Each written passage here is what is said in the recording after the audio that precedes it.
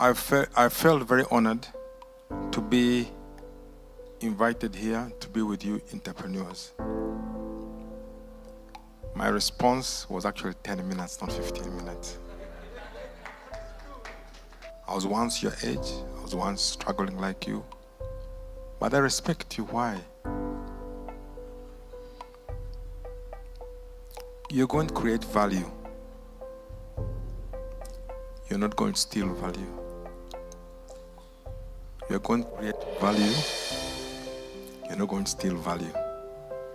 While you're here spending your time trying to find what to do, being entrepreneurs, producing wealth, other people are stealing wealth. So I think I have to come and respect you here and say, this is the way to go.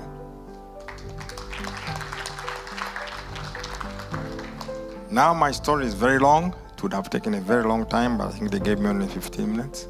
So I will cut it short and then maybe give you real life experiences. And also remind you that there are a few insinuations I'll make. For example, political borders are dissolving. We're going to get corporate borders. I don't know what you'll understand by my saying that, but you are the future. Look at America. Who's actually controlling America today? I'll say no more. I'll say no more. Now, when I was leaving university, I'd been given a scholarship to do a master's in Essex. So a professor came to me and says, Charles, why don't you start the program? I said, no, I have to rush back to Uganda. I said, why? He said, money is getting finished. I have to go back. He was a man called Professor Kiofi, he was from Czechoslovakia. So he took me to his office and says, please look at the board. Money in an economy is a constant, M23. It moves. So the trick in life is knowing the direction. That is all. Never panic. He told me, always remember also one thing. Small or big is better than big or small. It's very important and has driven me. And I've learned a lot from those words. That was lesson number 1. Lesson number 2, I learned as a young entrepreneur. I went and borrowed money to start Uganda Air Catering in Entebbe. It was called Uganda Flight Service with a few other people. So I borrowed $150,000 from the Ensemble Bank. So it was for 5 years. We were doing well. Then the bank got problems. They put in a receiver called Mr. Julian Lang. He used to be the manager of Barclays. So one morning he woke me up at 7. He says, I want to see you in the bank. I walked into the bank. He said, I want my money. I said, but the loan is for 5 years and I'm paying the interest and so on. He says, no. Did you read the agreement properly? I said, yes, I did. He says, okay. I have the copy here, close number. Is it 8B or something? The bank has a right to call back their loan at any time with no recourse. I had never read that in my life. Please, before you sign anything, you are the best lawyer for yourself. Be very careful. Now, I couldn't pay. I mean, the enterprise is going on and there's no way I could get money. So, he called me after 1 week. He says, you haven't paid my money. So, I'm giving you an unauthorized overdraft. I'll be charging you per day at this rate, and so on and so on and so on and so on and so on. I thought he was joking. He sent me a letter every day at 9 a.m. with the increment on the interest per day for 1 month. And he made me grow up because I read the agreement inside out. After 1 month, I actually stopped opening the letters because the messenger would come in a blue counter suit with symbol on it and would just give me a smile, knowing I was in trouble. So I went and looked at the man's eyes. I said, I want to thank you very much. I've read the agreement. I've grown up. I'm going to pay you. I worked so hard and I paid him. And I realized borrowed money, you must read between the lines. You must read between the lines. Lesson number 3, I learned integrity is collateral. Integrity is collateral. Your references are collateral. I have a very good family friend, the Tamari family in Geneva. So while I was still hustling, going up and down, I went to visit them. So the son picked me from the airport. While he was taking me to my hotel, he was supposed to go to a party of, I think, the richest man in the world, because they are from there, they're billionaires and so on. So he called him on the phone and says, you're late for the party. He said, no, I have somebody. I am dropping to the hotel, then I come. He said, no, please come about to cut the cake. Just come straight. Come with him, it's fine. So we went to Lake Geneva, the palace. I've not seen anything like that. Got in there. I was the only black man in the room. So the father, I won't mention his name, but he's actually the wealthiest man in the world, not other guys, I mean. So he looked at me, he thought I was either a prince, son of a president, how could I be there? So he got an interest in me. He came, started talking to me, telling me all this. I said, oh, I was ignoring him, I didn't know who he was. And the more I ignored him, the more he wanted to know who I was. So to interrogate me more, he invited me to go to his private library. He has artifacts from Africa, from all kinds of things. He wanted to know who I was. But I told him a simple man struggling and trying to survive. He couldn't believe it. Then, because of his lack of penetrating me, he gave me his private business card with his number. In order to try and break me, to open up, I kept it. That's it. Says, if you ever need a reference in life, use my name. His name begins with R-O-T-H. The rest you know. Very famous man. So I kept the card, and I went to one contract in England, a big company. I want to become their representative there. So he asked me, oh, who are your references? You know, the English, huh? Who are your references, you know? Who are you? They don't want to know your qualification. Who is your reference? I gave him a certain old headmaster of mine. Then I pulled out the card.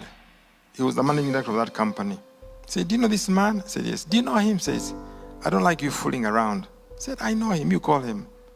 I said, I can't call him. He called the chairman. He said, this guy claims he knows this guy. Can you call him? The chairman also had to call the governor of the Central Bank of England to call him. He called him and says, oh, Charles Mbire. Oh, that's a wonderful young gentleman. That is the future for Africa. That was it.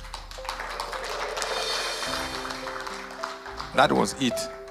And I think it was because I was humble, I was honest, and down to earth. And I tell you, it has opened doors for me. And I also learned one lesson. Who dares wins. Because Because when I went to pick up to try and persuade MTN to come to Uganda, the first question they always ask is, there are no customers in Uganda, you're poor, the GDP, blah, blah, blah, blah. I said, look, do you know about the informal sector in Uganda? I said, no, but people are poor. I said, do you know a man who washes a car takes home at least $5 or $10 a day? Do you know a man who pushes a wheelbarrow takes at least $7 a day? Do you know that? Do you know they are 70% of the economy? I said, maybe. Let's try. But because I'd worked in the office with a lot of, what shall I call it? I had a lot of energy. So I said, by the way, who are you? We would want you to maybe come with the ambassador of Uganda in South Africa or somebody like that. I said, are you sure? I took a gamble. I knew Honorable Gumayo's number. He was a friend of my mother. So I said, when it's dinner at 7, I'll call him and tell him to be there. I rang Mr. Gumayo, His Excellency. I said, I have a deal here. It's make or break. You have to be here for them to believe me. And it was in Pretoria. He said, but I have other. I said, no. He said, okay. For Teresa's sake, that's my mother, I'll come. So lay a foundation for those who come after you. If it wasn't for her relationship with the people, he would never have come. They would never have believed me. So believe in yourself, but also lay a foundation for the future generation. Lastly, when you call me to assess an enterprise, what do I look for? First, I want to look at your succession planning. After you're gone, after 5 years, or you're weak, what's your succession plan? 2, what disaster recovery do you have? If I quote your store, your factory today, can you operate outside that? Business continuity, can you? Okay? Can you? So, I would also want to see your R&D budget. People ignore research and development. The world has changed. Okay? Everything, whether it's telecom, whether it's energy, 1 month is a generation. And I feel very bad, especially our legislation. You put a bill in Parliament on telecoms or energy. First reading, second reading, committee, 8 months. By the time it comes back, things have changed. You know that? Things have changed. We're not moving at the same pace as the rest of the world. And it's you now to drive the economies into that pace.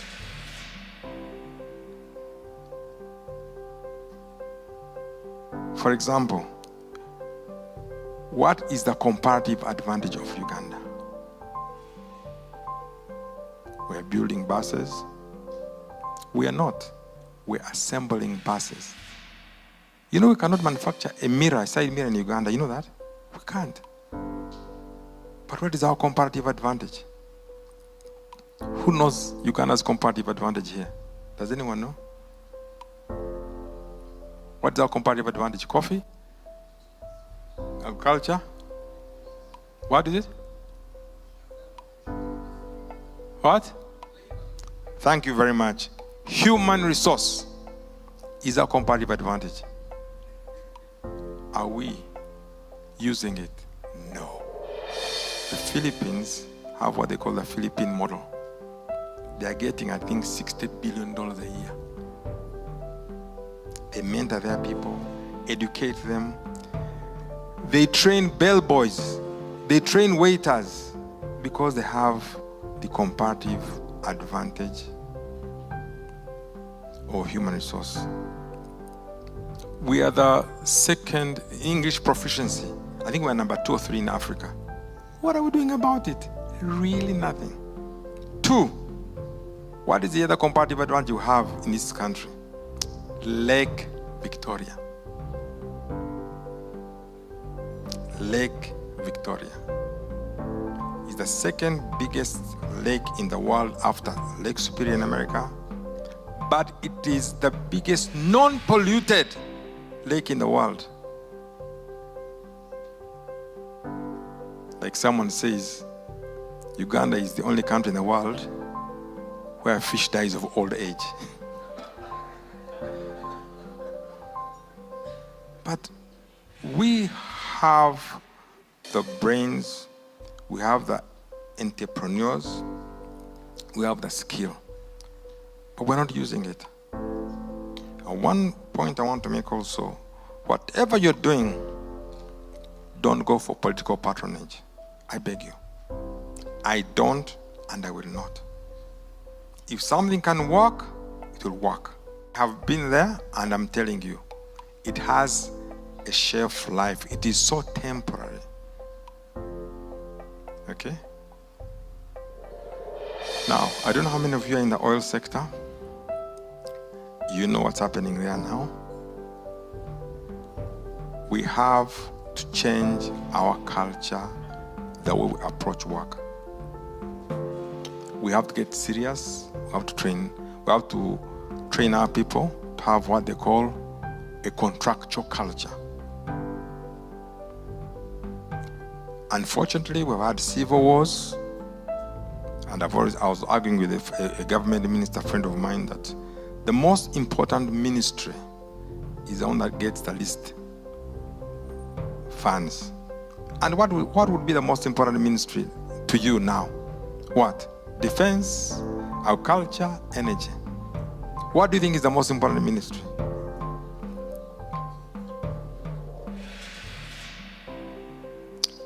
National guidance.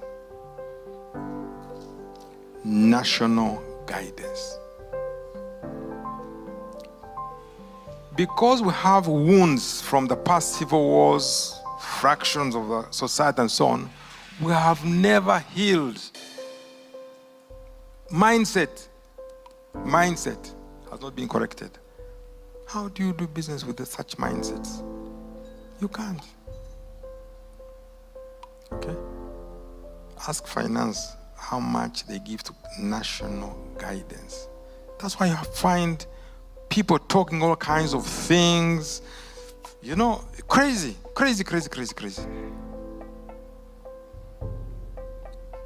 One other point, whenever you're doing business, make sure God is on your board.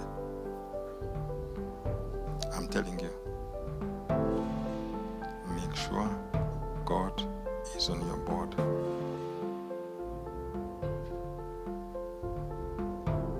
And also remember, who dares wins. When we started MTN, we're getting, we're subscribing, getting money to put in the company. I sold my houses, I sold everything, I sold my farm. I was really zero. I reached zero. So I made a call option for me. Mine was $1 million then, 1999. I walked in every bank. They said, no, you're dreaming, you're mad, you're crazy. But one man called Mike Toit, he was a branch manager for Stanbic. He was from South Africa.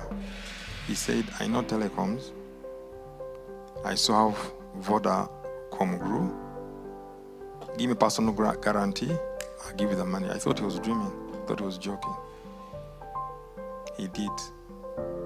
He did, and I've never forgotten that. Now, coming back to, let me finish the MTN story. So, When we went, we had the dinner, they said, okay, we think you're a great guy, we can work with you, blah, blah, blah, blah. Then they still insisted that you can't get more than 5,000 subscribers in Uganda. That's maximum after 1 or 2 years. I said, okay, let's try. Let's put a base station in Kampala to serve, and then we'll upgrade in the future. So we brought the base station, we launched. On the first day, at 1, the CEO rang me and said, I have a problem. I said, what's the problem? He said, I've just connected 7,000 customers.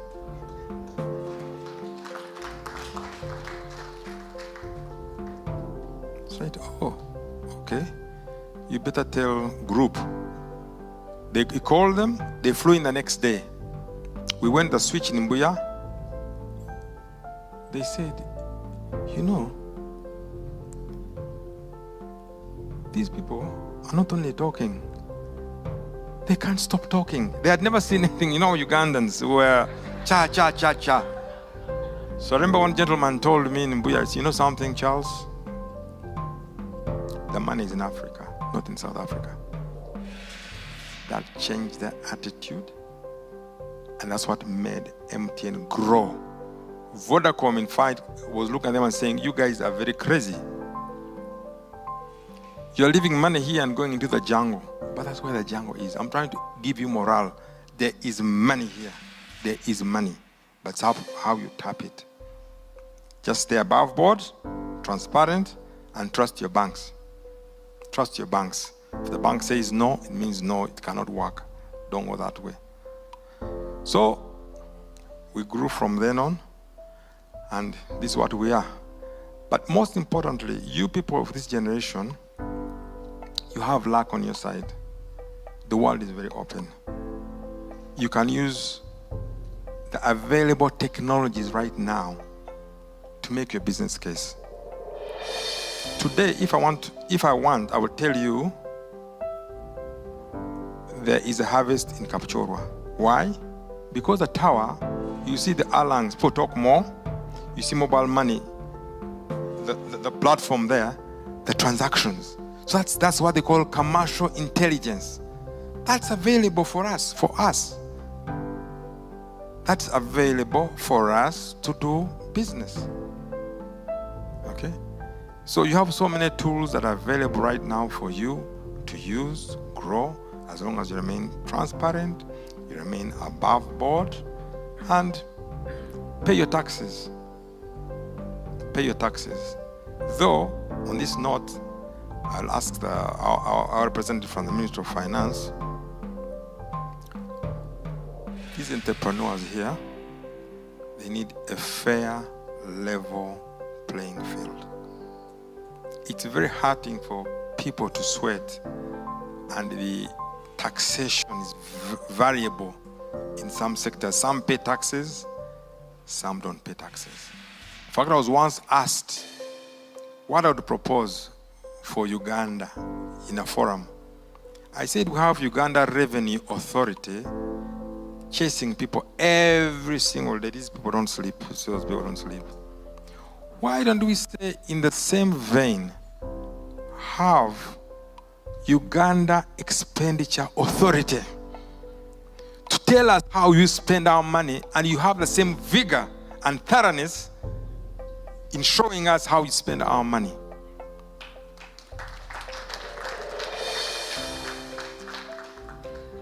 In some countries outside, if you don't pay taxes, they take you to hospital. You have a problem. You do. Why? Because everything is fair. The Prime Minister's child goes to the same school as your child. The Prime Ministers will go for treatment with the same doctor, the same medicine as you. So why? Are you okay?